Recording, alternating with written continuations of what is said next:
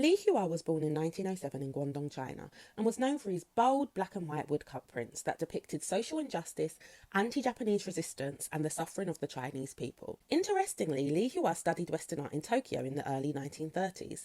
This is where he first witnessed Japan's rise in militarism, and when he returned to China, he became deeply politicized, especially in response to the Japanese occupation of Manchuria. During the Japanese occupation, Li Hua produced and distributed dozens of anti-Japanese propaganda prints. He worked in woodcut because they were cheap to produce and reproduce, easy to distribute, and visually striking, which is ideal for mass resistance movements. I was inspired by Li Hua to do 3 drawings of acts of resistance from chapter 3 of the book Wild Swans by Yang Chang, which is about life under the Japanese in occupied Manchuria, also exploring the theme of memory as an act of resistance. In 1941, a man came to Dr. Shia's surgery doubled over in immense pain. This man worked on the railway. 365 days a year, he lugged heavy loads from dawn to dusk. He had a wife and a newborn baby to support, but was unsure how he could go on in such agonising pain. In 1939, a couple of years before, the Japanese had declared that only Japanese people could eat rice. Therefore, the Chinese were forced to survive on a diet of acorn meal, which was really difficult to digest. Dr. Shia treated the man for free, giving him medicine,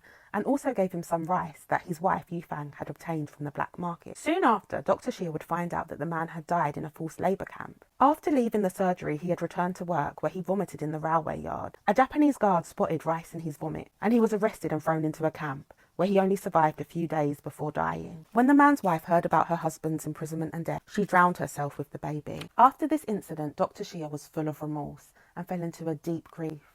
He said many times, "Rice can murder as well as save. A small bagful, 3 lives." By the 1940s, the vast majority of teachers in Chinese schools were Japanese.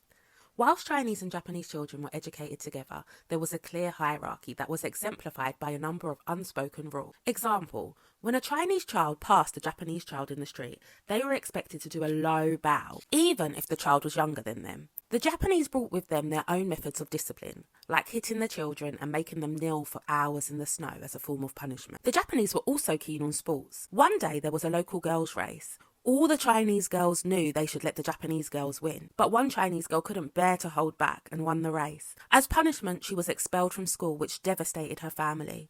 She was hastily married off to a petty government official. After the Japanese's defeat, her husband was branded as a collaborator.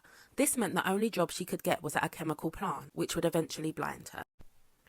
During the occupation, books by Chinese authors were completely banned. One day, a young girl managed to get her hands on a favourite book and snuck into the countryside to read. She thought she'd found a quiet spot in a secluded cove when she was discovered by Japanese officials. A few days later, all the children were summoned to the bend of the snow-covered river to witness the girl's punishment.